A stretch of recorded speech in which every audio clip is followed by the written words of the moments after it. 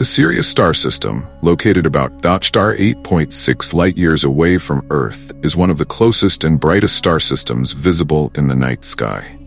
It consists of at least two well-known stars, Sirius A and Sirius B.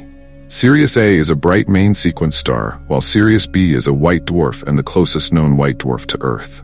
These two stars form a binary system, orbiting around a shared center of mass. Possible third star, Sirius C.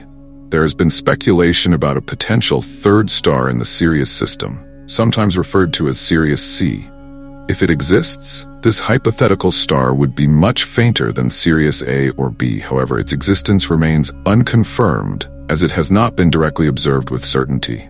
Some theories suggest that Sirius C could be a red or brown dwarf, much less luminous than its companions, but this remains a matter of scientific investigation and debate. Ancient names and significance. In antiquity, Sirius was associated with significant cultural and mythological importance, especially in ancient Egypt, where it was called Sopdet, or Sothis, in Greek. Sirius's annual heliacal rising marked the flooding of the Nile, a crucial event in Egyptian agriculture. This event aligned with the start of the Egyptian New Year and held considerable spiritual significance, linking Sirius with life, fertility, and renewal. The Dogon tribe and Sirius knowledge. The Dogon people of Mali in West Africa have fascinated researchers with their traditional knowledge of the Sirius star system. According to accounts gathered in the 1930s, Dogon cosmology included references to a small, dense companion star orbiting Sirius A, which closely resembles the characteristics of Sirius B. This was notable because Sirius B is not visible to the naked eye and was only confirmed by Western astronomy in 1862. Dogon legends also describe a third star associated with Sirius, which some interpret as an allusion to the speculative Sirius C. However, the tribal elders of the Dogon tribe attribute this knowledge to extraterrestrials who came out of the sea wearing fish suits and interacted with them. When tribals asked them where they came from, they pointed to the Sirius star system. In the Asiatic domains of Alexander, where rain fell into the hands of the Greek Seleucus and his successors, a similar effort to provide the Greek savants with a record of past events took place. A priest of the Babylonian god Marduk, Berossus, with access to the libraries of clay tablets, whose core was the temple library of Haran, now in southern Turkey, wrote down in 3 volumes a history of gods and men that began 432,000 years before the deluge, when the gods came to earth from the heavens. Listing by name and reign durations, the first 10 commanders, Berossus reported that the first leader, dressed as a fish, waded ashore from the sea. He was the one who gave mankind civilization, and his name, rendered in Greek, was Oans. Berossus specifically reported the existence of writings from before the Great Flood, stone tablets that were hidden for safekeeping in an ancient city called Sippar, one of the original cities established by olden gods. The story begins with a beautiful planet, reddish in radiance, orbiting the sun in an elongated circuit. Its name is Nibiru. As Nibiru drifts closer to the sun, it experiences scorching summers. When it drifts away, the winters become frigid, only bearable thanks to the planet's own geothermal heat. Shrouded in a thick atmosphere, Nibiru is alive with volcanic activity, with constant eruptions shaping its ever-changing surface. Rains fall frequently, nourishing the land, filling lakes, rivers, and streams that snake through the landscape, giving rise to lush, thriving vegetation. Life on Nibiru is vibrant and abundant, mirroring the tempestuous forces at play in its atmosphere and geological makeup. Nibiru is ruled by a mighty king named Ainu, a figure whose power and wisdom resonate throughout his kingdom. His queen, Antu, is a partner of equal renown, though for a long time, the couple remains without children. In ancient texts, Anu's line and legacy were deemed paramount, yet it is with one of his concubines, Uras, that he eventually fathers a son. This child, conceived in secrecy and promise, will later be celebrated across the galaxies, known by many names, but most importantly as Enki.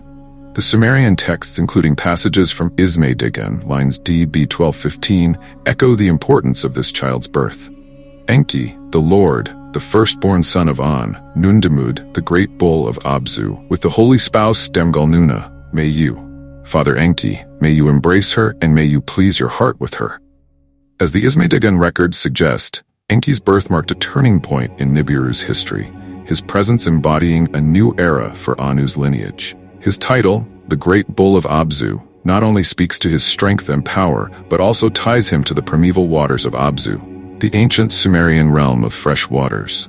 The destiny of Enki and the legacy of Nibiru. As the years pass, Enki grows in wisdom and strength, becoming one of the most gifted beings of Nibiru. His intellectual curiosity leads him to become adept in the sciences, arts, and mystic practices of the kingdom. With a mind as vast as the skies of his homeland, Enki delves into the mysteries of Nibiru's ancient history, learning not only of his father's rule, but of the gods and primordial forces that shaped the planet long before Anu ascended to the throne. It is here that Enki learns of the great cycles of the cosmos, the path that Nibiru follows in its orbit around the sun. As he listens to the tales told by his father and the advisors in the royal court, he discovers the potential dangers that this orbit poses to both Nibiru and the other planets in the system. Nibiru's highly elliptical path brings it dangerously close to other celestial bodies every few thousand years. The gravitational forces exerted during these encounters could potentially cause cataclysmic events on neighboring planets, creating tidal waves, earthquakes, and massive upheavals. Uras, the mother of young Enki, took it upon herself to prepare him for the monumental task that awaited him, inheriting the throne of his father, King Anu, and ensuring the survival of their civilization on the volatile planet Nibiru. With unwavering devotion to her son, Uras instilled in him the weight of his future responsibilities and guided him in understanding the complexities of leadership. She taught him that the challenges facing their planet, its extreme seasons, volatile atmosphere, and diminishing resources, required a ruler of unmatched intellect, compassion, and resolve. From a young age, Uras emphasized the need for Enki to excel in all fields of knowledge, leaving no area unexplored. In her teachings, she instilled in him the importance of mastery over the sciences, arts, politics, and the mystical arts, as only through a well-rounded understanding of their world could he hope to find solutions to its plaguing problems. She spoke to him of their society's needs, urging him to think beyond the walls of the palace and to consider the lives and struggles of every citizen on Nibiru. Uras envisioned her son as a leader who would bring stability and progress, and she continuously reminded him that he would need the support and respect of the court's ministers, scholars, and elders to rule effectively. For this, he must not only be a scholar, but also demonstrate wisdom, diplomacy, and strength. Enki looked up to his mother as his first teacher and mentor, respecting her wisdom and vision. He saw his father as a figure of godlike strength and leadership, and his greatest ambition was to live up to the expectations set by both parents.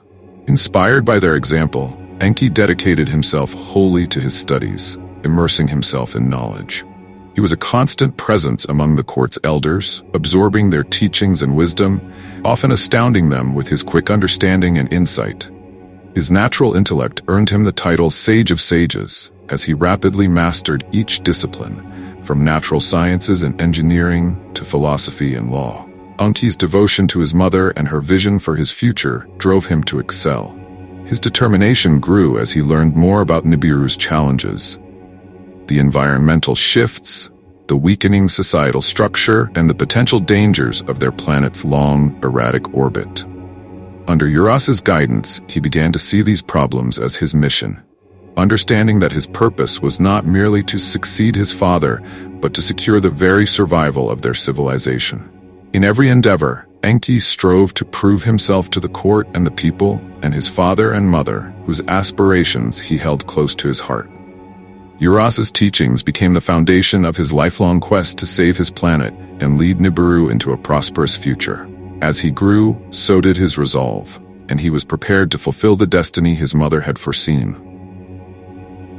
In the ancient past, on the distant planet Nibiru, an old king named Enlil was forced to flee his homeland. Betrayed by his younger generals who had orchestrated a coup against him, Enlil narrowly escaped with his life, managing to board a spaceship and leave Nibiru behind. His journey was perilous, leading him through uncharted space as he sought refuge far from his home, traveling through dark and treacherous reaches of the cosmos. After an arduous voyage, Alalu arrived in our new solar system. Examining the planets, he surveyed each one, seeking a world that could support life. Earth, with its lush, blue-green appearance, caught his eye, promising resources and sanctuary. Determined, he set his course for Earth and prepared to land, marking a pivotal moment in both his fate and the history of our planet. According to the Book of Enki, as described in Enki's second tablet, Alalu was adorned in an eagle's helmet and a fish's suit, symbolic attire that represented his status and readiness for the unknown. This landing, some 500,000 years ago, would forever connect Earth with the ancient tales of Nibiru. When King Alalu arrived on Earth, he found himself utterly alone in this alien world, with no signs of life or civilization in sight. Standing amid the unknown, Alalu pulled out a scientific probe from his spacecraft to examine his surroundings, meticulously taking readings to assess his new environment. The air readings brought him unexpected relief. It was breathable. Encouraged, he dipped his probe into a nearby lake, and the results confirmed the water was drinkable, another sign of hope in this strange world. Overwhelmed with relief, Alalu let out a laugh that echoed across the quiet landscape, laughter that quickly turned into tears. He was overcome by a mix of emotions, for despite his forced exile and the perilous journey, he had landed somewhere he could survive. Slowly, he removed his helmet and breathing apparatus, feeling the alien air on his skin, different from the dense, heated atmosphere of Nibiru. Taking a deep breath, he filled his lungs with Earth's air, and for a moment, he felt an odd sense of peace.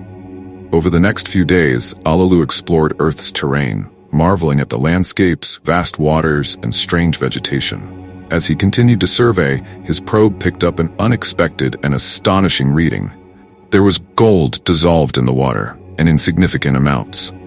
His hands trembled, and he stared at the instrument in disbelief. Gold, the very metal that his home planet Nibiru so desperately needed to repair its deteriorating atmosphere, was here, abundant and within reach. Tears rolled down his cheeks as the gravity of this discovery struck him. Was it fate, he wondered, that brought him here? Had his forced exile, the coup, and his lonely journey all been part of a greater design to lead him to this precious resource? For centuries, Nibiru's atmosphere had weakened, its people struggling against an existential crisis.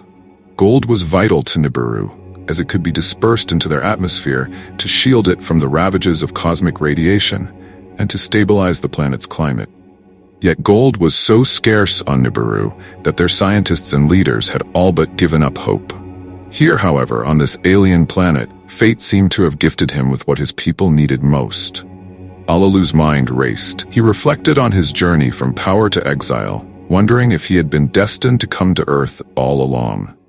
He could not ignore the sense of purpose welling up within him, the feeling that he had stumbled upon this resource not just for himself, but for the salvation of his entire civilization. Resolute, he picked up his communication device and sent a message back to Nibiru, his voice filled with a mixture of awe and urgency. He had found gold, the metal that could be the key to saving Nibiru from ruin.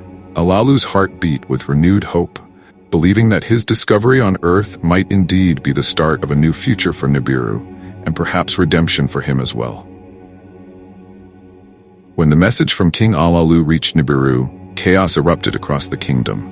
In the royal court halls, palaces, and scientific research centers, disbelief and excitement rippled through every corner. Whispers and exclamations echoed through the halls. Alalu is alive? And he has found gold? The very resource Nibiru needed to mend its crumbling atmosphere. Ministers, scientists, and scholars quickly verified and rechecked the transmission, confirming it as authentic. A message from a distant, unknown planet. The truth struck with the weight of both hope and urgency. The court's ministers immediately sensed the need to act, warning that time was running out for Nibiru. The planet's survival depended on this golden discovery. They convened urgently with the new king, En, pressing him to send a team to retrieve the precious metal. Realizing the opportunity Alalu's discovery presented, King En agreed to the mission. However, a difficult question arose. Who among them would risk such a perilous, uncertain journey into deep space? The court fell into a tense silence, each noble and advisor pondering the sacrifice required. Brave as they were, few could see themselves embarking on this dangerous mission, and no obvious volunteers emerged. As time ticked away, the ministers could only hope that someone would rise to meet the challenge. For the fate of Nibiru now depended on it. As King Enlil transmitted his findings of gold on Earth, he attached a bold set of conditions to his message. "I hold Nibiru's salvation in my hands," he proclaimed, "and if I am the one to save our lives, then my ancestry must be declared supreme, and I should be reinstated as King of Nibiru." This demand threw the council into turmoil, for altering the kingship was no minor matter, and could not be done hastily at the command of a single individual. While the council members debated in tense silence, a young prince, son of King Anu, rose to speak. Renowned for his wisdom and mastery of secrets particularly concerning water, Ea was respected among sages. "By birth, King Anu is my father," he began, "and by marriage, Enlil is my father-in-law, for I have espoused his daughter. Let me be the one to unite the two clans in harmony." Ea's words struck a hopeful chord in the council. The young prince's offer of mediation held the promise of reconciliation, a means of preserving Nibiru's future without immediate disruption. As Ea recounted in the Book of Enki, thus began the legend of the fish god who came from the waters. In the Book of Enki, Enki recounts his remarkable journey from Nibiru to Earth. He and 50 comrades set off in a grand spaceship, traversing the depths of space in search of the precious resource, gold, to save their planet's atmosphere. Enki's descriptions of their voyage detail each planetary encounter within our solar system, beginning with Pluto. As they traveled further, they encountered Neptune, then Uranus, with each world adding to their wonder and anticipation. When they arrived at Saturn, they marveled at its striking rings, and passing by Jupiter, they noted its sheer size and stormy appearance. Finally, they reached Mars, a reddish planet with vast water bodies, a sight that filled them with hope. Pausing on Mars, they refilled their water tanks from its lakes, rested briefly, and prepared to continue their journey. After a long passage, they finally beheld a vision. A beautiful bluish planet with white caps at either end, Earth. If one counts backwards from Mars to Pluto as Enki did, this would make Earth the 7th celestial body they encountered, with Nibiru itself lying beyond Pluto as the 7th in line from Earth. The 7th position held profound significance, drawing parallels to beliefs found in ancient texts. Isaiah referred to God's realm as the 7th heaven, while the prophet Muhammad was said to have visited God in this sacred 7th heaven.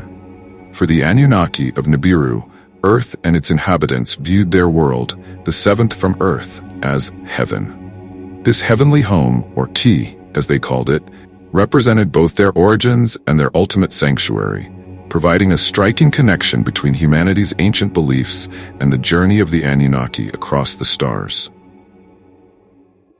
After leaving Mars, Enki and his crew headed towards Earth and its glowing companion, the Moon.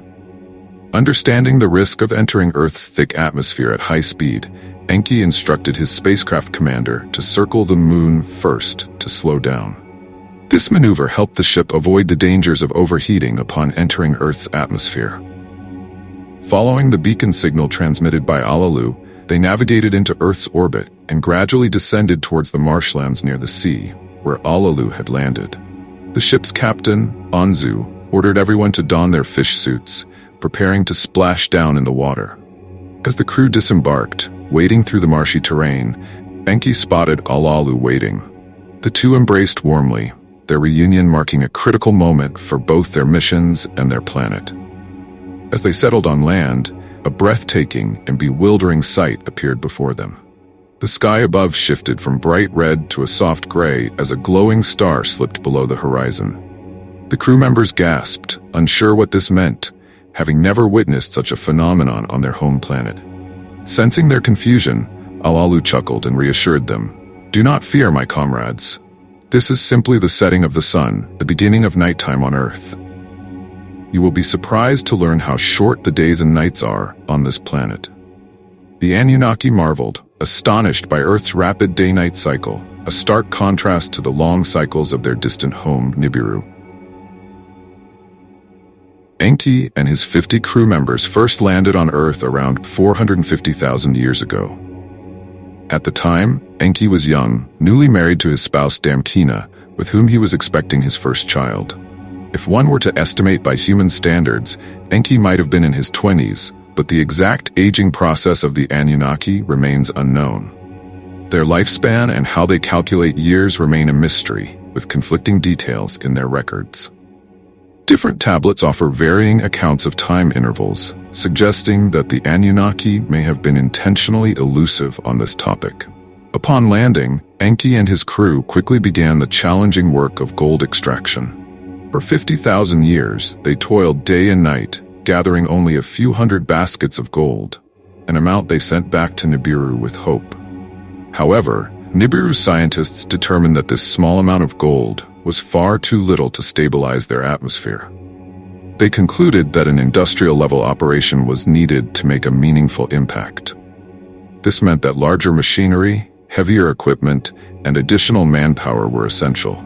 Consequently, King Anu decided to send a more extensive team of around 600 additional Anunnaki to Earth.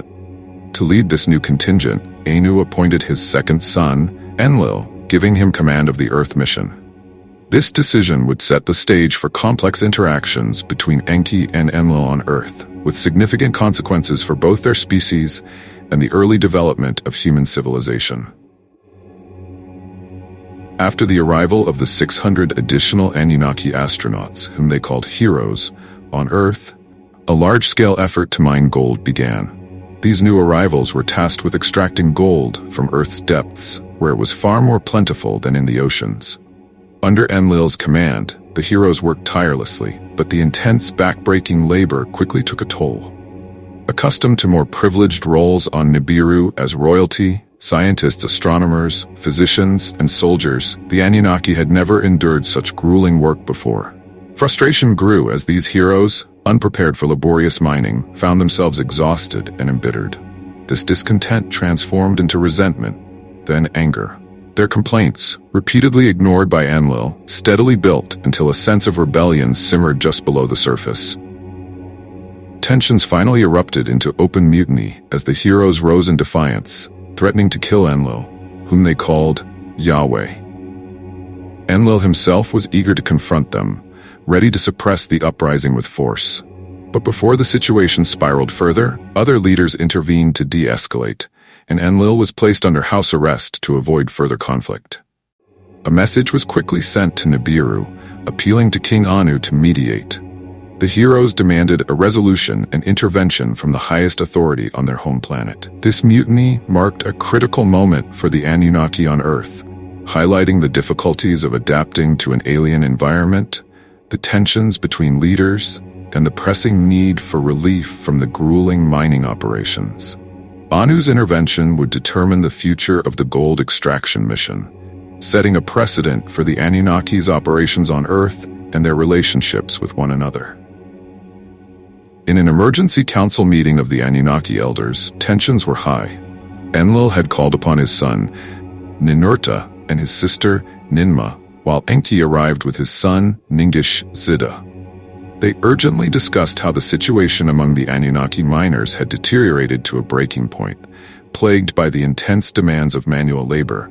The fundamental question was clear: how could they extract enough gold to save Nibiru without placing such unbearable burdens on their people? As they debated solutions, Enki voiced an idea that would echo throughout human history. He proposed, "Let us create a primitive worker who can bear the yoke of the Anunnaki." His words were met with shock and silence, as the suggestion to create a new being, essentially a servant species, was a revolutionary and controversial step. Breaking the silence, Enlil turned to Ninmah and asked if such a feat were even possible.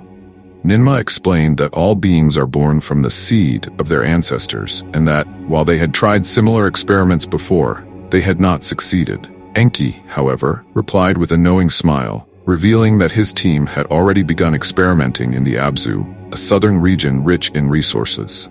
His son Enki Shiva, a brilliant geneticist, confirmed this claim.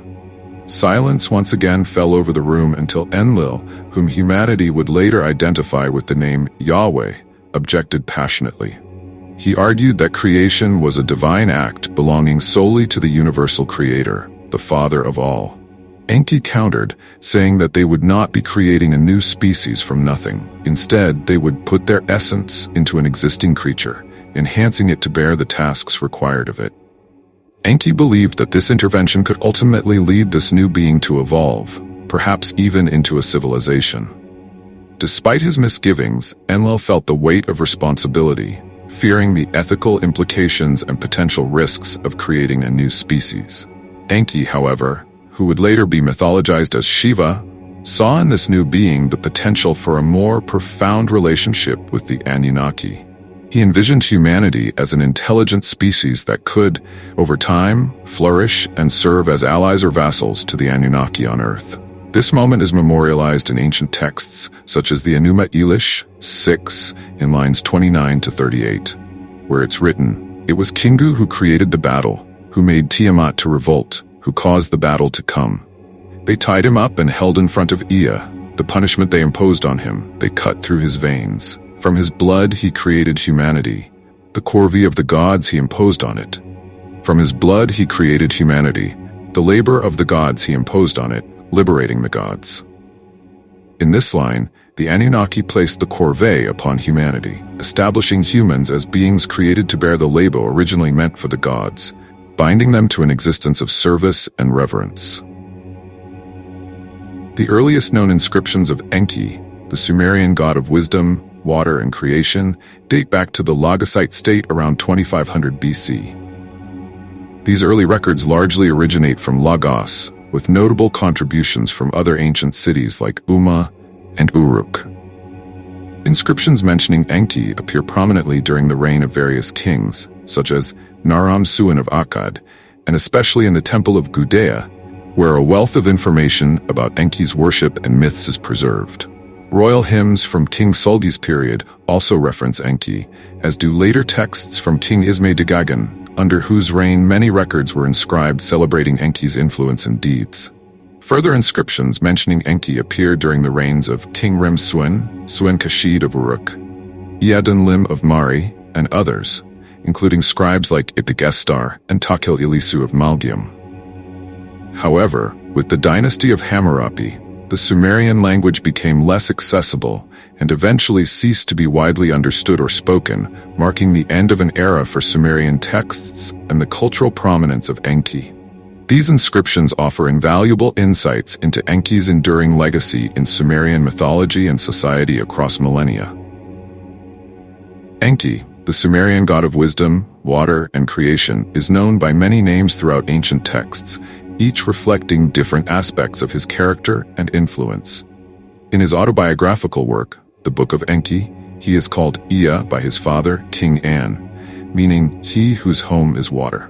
King An also bestows upon him the title Enki, or Lord of Earth, a name underscoring his role as a steward of Earth and its resources. Enki is also referred to as Haya, a title with the same meaning as Enki. Another prominent title is Ima, or the Great River God, highlighting his connection to water and fertility. Known in modern contexts as Shiva, which translates to that which is not, Enki's name here implies a deeper, almost paradoxical essence, suggesting that accepted understandings or beliefs might be flawed or incomplete. In a bilingual text from Ebla, his name appears as Au, meaning living one, affirming his life-giving attributes.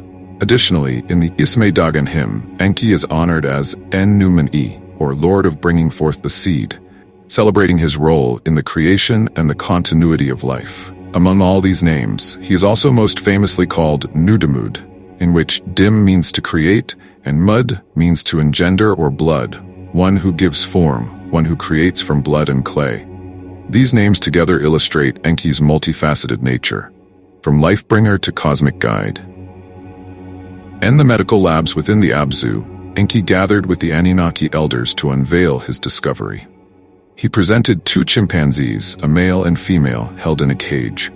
Enki explained to them that after examining their genetic makeup alongside his son, Ningisida, they discovered a remarkable similarity between these chimps and the Anunnaki themselves.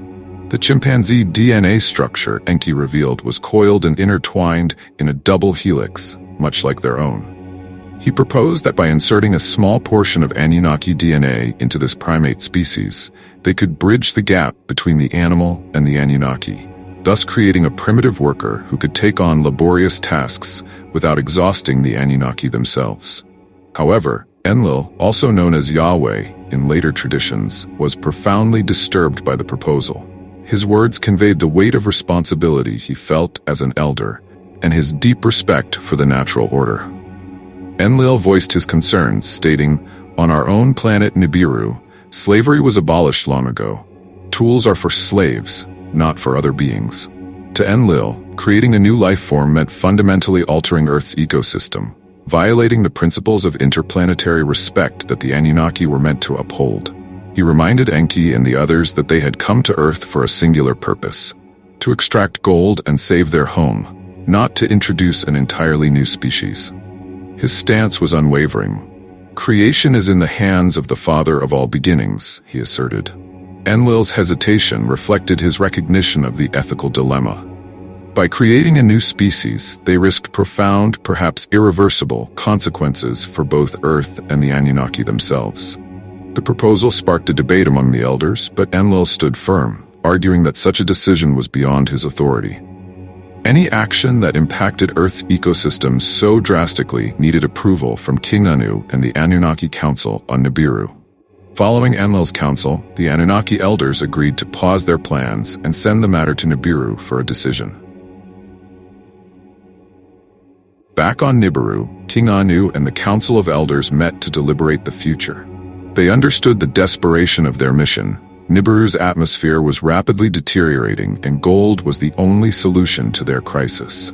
Yet the gravity of creating a new species, tampering with the natural order on another planet, weighed heavily on them.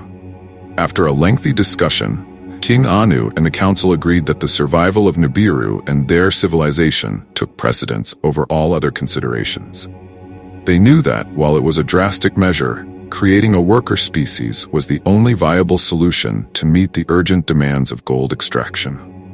The decision was transmitted to Enki and the others on Earth. They were authorized to proceed with the creation of the new species. This directive, however, was laced with conditions and caution. King Anu and the council stipulated that this act was to be performed with the utmost care, with respect for the planet's existing life, and always under the guidance of Anunnaki principles. As Enki and his team prepared for this historic endeavor, a new chapter in Earth's and humanity's story was about to begin. A story born out of necessity, but shaped by ancient cosmic dilemmas. The veneration of gold as the most precious metal among metals is deeply rooted in the legacy left by the Anunnaki. Though gold is abundant on Earth compared to rarer metals, its value was elevated because of its life-sustaining significance to the Anunnaki, who believed it held the key to preserving their atmosphere and, by extension, their civilization. Gold's exceptional properties were critical for reflecting and stabilizing Nibiru's atmospheric elements, making it more than just a resource. It became a matter of survival and reverence. This mythic status of gold transcended the ages, embedding itself into humanity's collective psyche. Ancient religions absorbed this reverence, placing gold in sacred spaces and using it in rituals, temples, and crowns to signify divine authority. From Egypt to India, gold became synonymous with gods and kings, embodying immortality, purity, and cosmic significance. Its untarnishable quality was seen as a symbol of eternal life, aligning with religious and spiritual beliefs across cultures. Humans came to guard gold fiercely, driven by an ancient, almost instinctual sense of its divine value. The Anunnaki's need for gold to save their planet transformed it into a commodity of unmatched reverence. Gold's association with divinity, wealth, and eternal life led societies to chase it, shaping history through explorations, conquests, and economies based on its allure. In a way, humans mirrored the Anunnaki, hoarding gold as something to elevate their own status and preserve their legacy. Thus, gold's prominence emerged not merely from its beauty or physical rarity, but from an ancient story woven into humanity's origins. Any metal could have been anointed with this sacred status, yet it was gold that the Anunnaki had deemed crucial, forever intertwining its legacy with human reverence. As such, Humanity became like the rats, hoarding seeds, treasuring a resource without fully understanding why, eternally driven by echoes of an otherworldly purpose.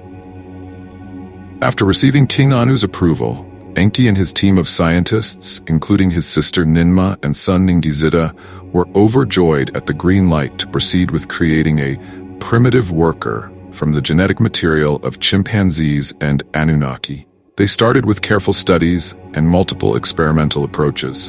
In Enki's own account, they first attempted fertilization by introducing an Anunnaki male's genetic material into a chimpanzee female's ovum using a crystal container. Ninma carefully placed the fertilized ovum back into a chimpanzee womb, but unfortunately, there was no conception. Determined, they adjusted their process.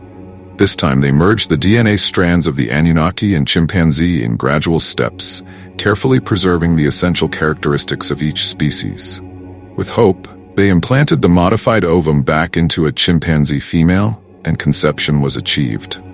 They eagerly awaited the term, but complications arose as the birth did not occur naturally.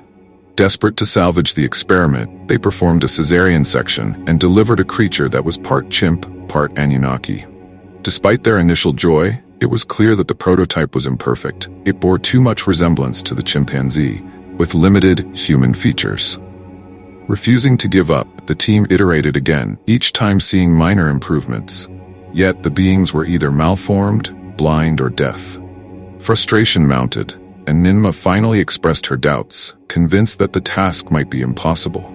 Enki, however, felt they had overlooked something significant, something unique to Earth itself.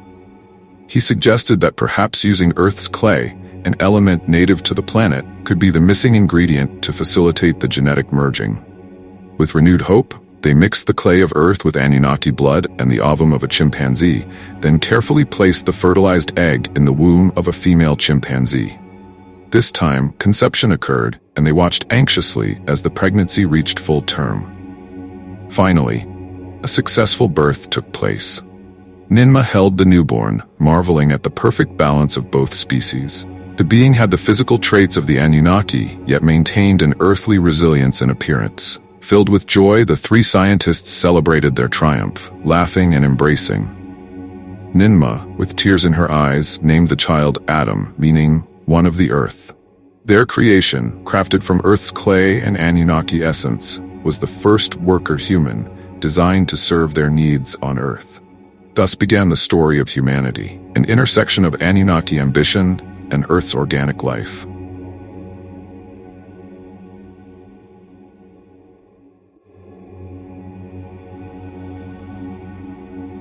The Sumerian text Ur-Ninurta portrays King An, father of Enki, as the divine architect of mankind, establishing the foundation for later mythologies, including his depiction as Brahma in Hinduism. In Ur-Ninurta B, lines 6 to 12, Anu's role as a creator and sustainer of life on earth is celebrated. The passage states, "Your father is An, the king and the Lord who made the seed of mankind to come forth, who placed the people on earth. He has put on you the guarding of the Mies of heaven and earth and has elevated you to be their prince. The holy mouths of the Tigris and Euphrates to keep open, to fill them with joy. Dense clouds give water abundantly, to rain over the fields. To make Izina grain in his furrows, to lift the head, the greenery of the steppe. To make the gardens of syrup and vines to grow as forests. And the king of the gods has ordered you to do that." This hymn highlights Anu's command over the cosmic and terrestrial order, emphasizing his sovereignty in cultivating life. He entrusted divine duties to lesser gods, bestowing them with the guardianship of natural elements and agricultural abundance. The symbolism of Anu as the source of the seed of mankind resonates with his depiction as Brahma, the creator in later Hindu tradition, aligning with the universal role of a god who instills life and ensures prosperity. The Tigris and Euphrates, life-giving rivers of Sumer, serve as manifestations of Anu's divine will, securing the fertility of the land and the sustenance of his creation. This portrayal solidifies Anu's place as a pivotal figure in Sumerian theology and the ancient narrative of human origin.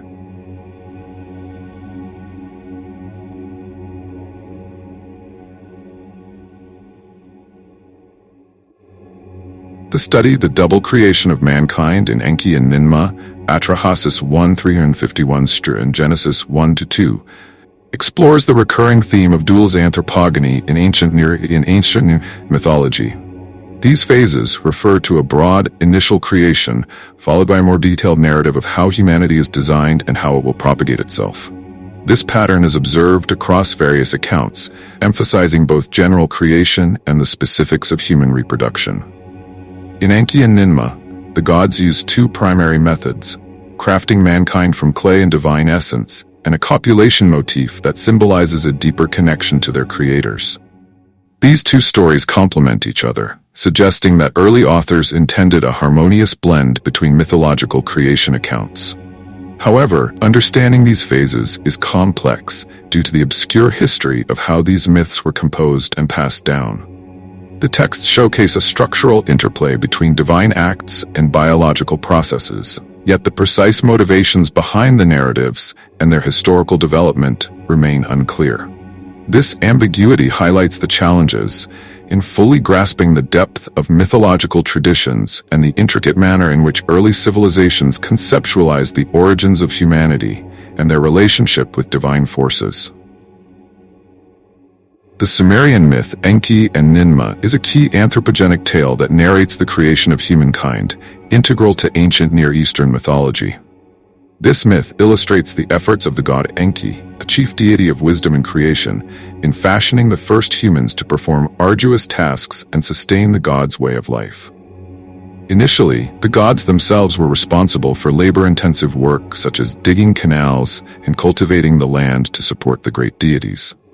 The physical demands led to unrest and dissatisfaction among them. Nama, the primeval mother goddess and originator of the gods, is portrayed as the compassionate mediator who hears the plight of the laboring gods. She seeks out her son Enki, who resides in his subterranean abode, Engar, to present their grievances.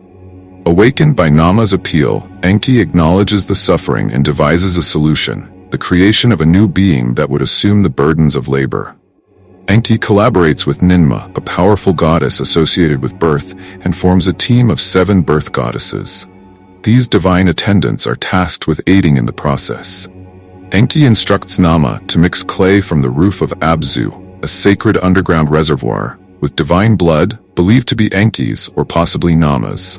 The birth goddesses shape the clay and fashion the body's limbs, bringing the creation to life. The myth's text, lines 29-37, underscores the collaborative divine effort involved in mankind's creation. The goddesses Ninima, Shuziana, Ninmata, Ninshar, Ninmug, Mumudu, and Ninguna assist and are instrumental in the process.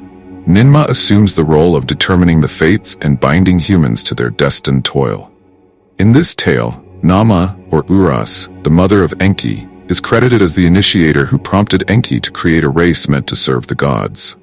Thus, humanity was born as a slave race, molded to bear the toils that had once burdened the deities themselves, ensuring their divine leisure and sustenance.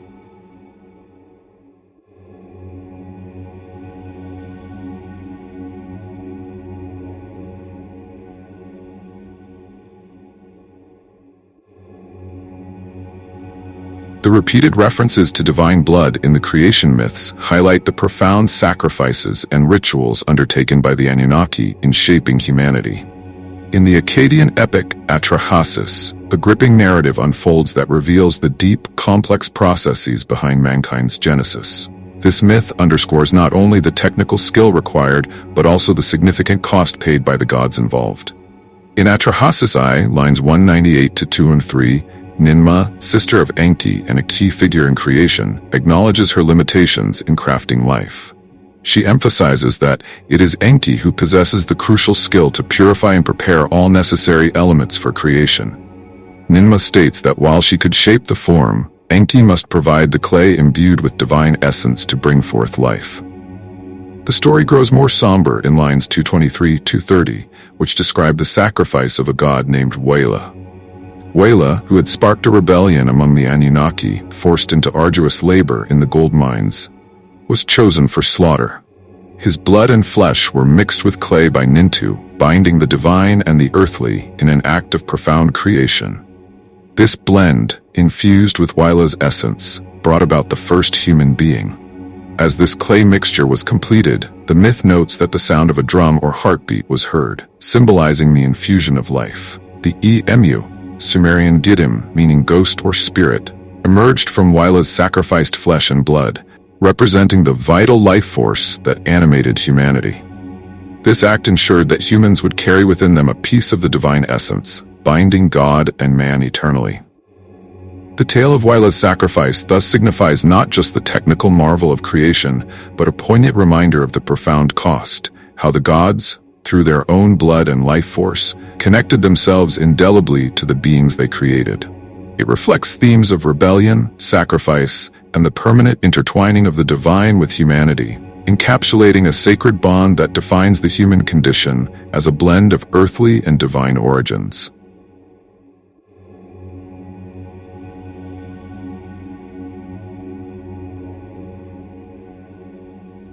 In the ancient text Kar 4, a bilingual inscription from Assur, we find an intriguing narrative of creation led by Enki, the god of wisdom and creation. The text mirrors themes found in other Sumerian and Akkadian myths, portraying a world in which divine intervention shapes human existence. In Kar 4, lines 25 to 26, the account states, "2 Allah Lamga gods let us kill and grow their blood into humanity."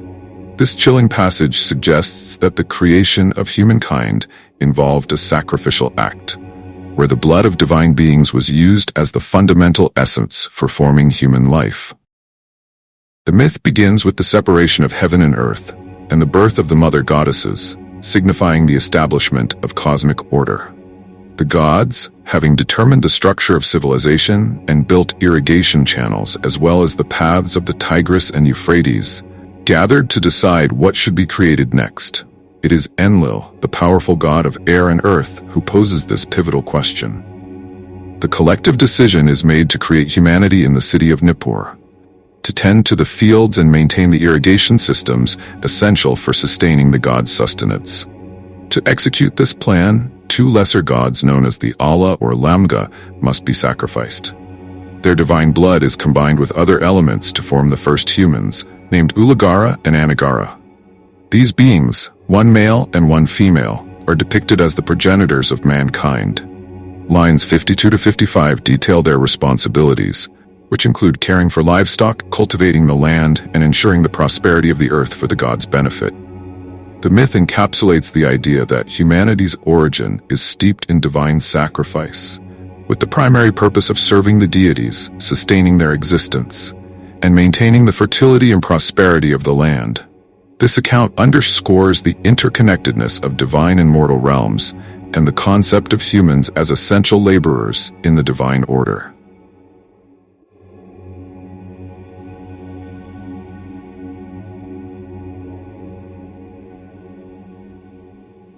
The myth of Enki and Ninmah begins with the banquet organized for the gods by Enki, called by his second name, Nudimmud.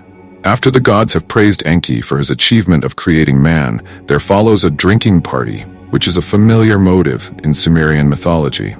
Ninmah, who has consumed plenty of beer, then proposes Enki to create new living beings using clay.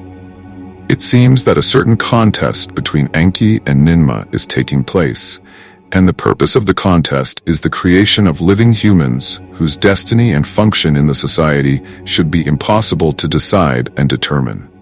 Enki should assign their place in human society to every being created by Ninmah. Enki and the mother goddess compete to see if he or she alone can create a living being without the help of the other.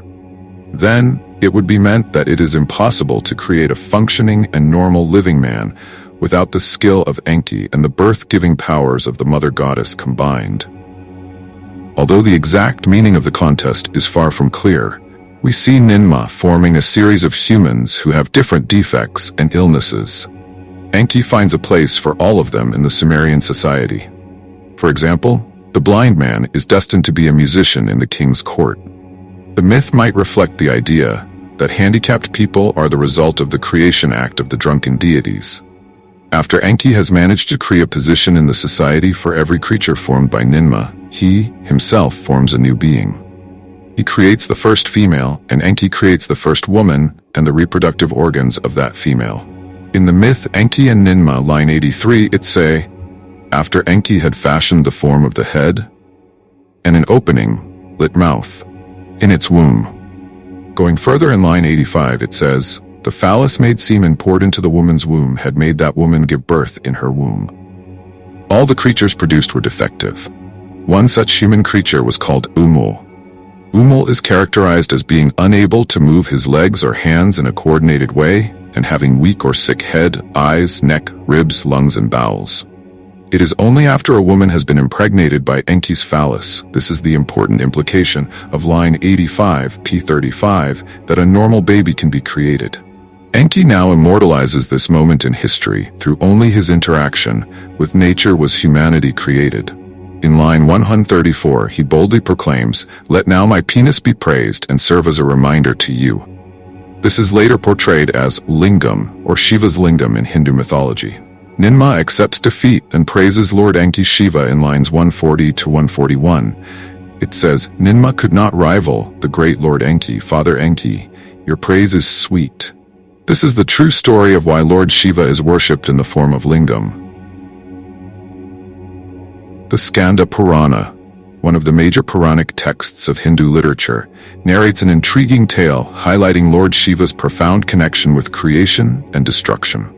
In this story, a group of great sages, revered for their wisdom but limited by ignorance and pride, wrongfully accuse Lord Shiva of abducting their wives. In a moment of misguided anger, they place a curse on him, causing Shiva's phallus to detach and fall to the ground. The fallen phallus transforms into the lingam, an iconic symbol in Hindu worship. The lingam embodies more than just a physical form. It symbolizes the merger of essential cosmic elements and creative forces. These include Ahamkara, ego, Mahath, the great principle, Avyakta, the unmanifest, and Prakriti, primordial matter. This representation underscores Shiva's role as both the creator and the transcendent force within the universe. The emergence of the lingam from this tale signifies the union of all primal forces and the cosmic balance of creation, dissolution, and regeneration. It is revered as a powerful reminder of Shiva's divine nature, encompassing both his detachment from worldly constraints and his boundless creative potential.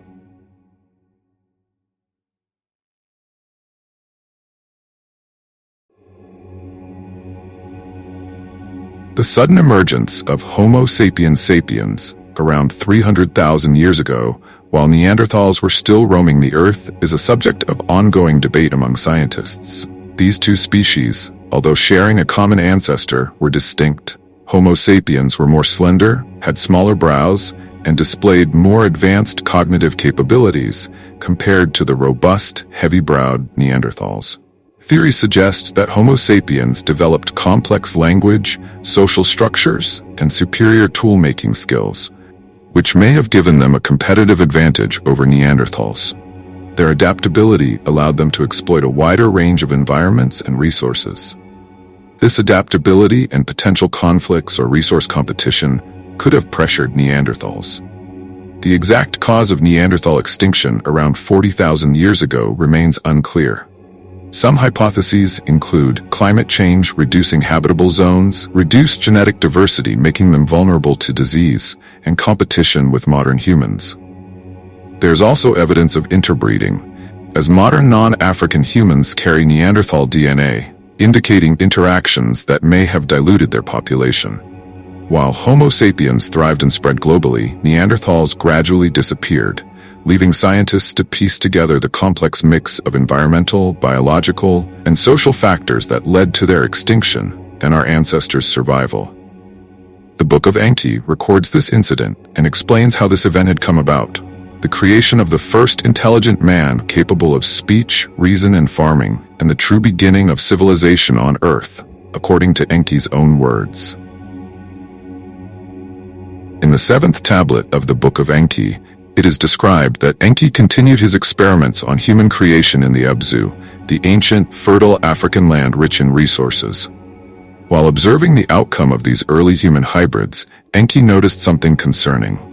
These beings, by continual interbreeding, were reverting to their original chimpanzee-like ancestral state. This regression threatened to undo all advancements made in creating a species capable of intelligent tasks and contributions. On an exploratory journey through the wilderness aboard his celestial boat, known as Enki encountered two young, vigorous females. Moved by their potential and the need to propel the evolutionary experiment forward, Enki engaged in intimate relations with these two females and released them back into the wild. 9 months later, they each bore offspring, one male and one female, who were markedly different from their mothers. Unlike their earlier ancestors, these offspring possessed physical characteristics and intelligence that closely resembled those of the Anunnaki. Enki's wife, Ninki, named the male child Adapa and the female Titi. These two siblings became the progenitors of a new kind of human capable of speech, learning, and innovation. They exhibited advanced cognitive abilities, enabling them to develop agriculture and animal husbandry. This marked the emergence of Homo sapiens sapiens, the intelligent and innovative human species that would shape civilization. The creation of humanity, as told in the ancient tales of Enki, is a story of profound sacrifice and innovation. Enki, known as the god of wisdom and waters, played a pivotal role in shaping intelligent life on Earth. To create beings capable of complex thought, speech, and civilization, Enki faced monumental challenges. The early experiments were fraught with setbacks, including the reversion of early humans to their primal forms. In a moment of deep resolve, Enki infused his own divine essence, his genetic material, into the beings of Earth, specifically the primitive ancestors akin to chimpanzees. This extraordinary act of blending divine and earthly elements led to the birth of Homo sapiens sapiens, the intelligent species that would carry the legacy of the Anunnaki. The creation process even involved the sacrificial offering of one of their own, symbolizing the profound cost and commitment of the gods to bring forth a species that could embody reason, creativity, and learning. This unique combination made Enki not just a creator, but the true father of humanity. He became the figure who, through his unmatched wisdom and compassion, gave life and consciousness to mankind, forever earning reverence and gratitude as the progenitor of modern humanity.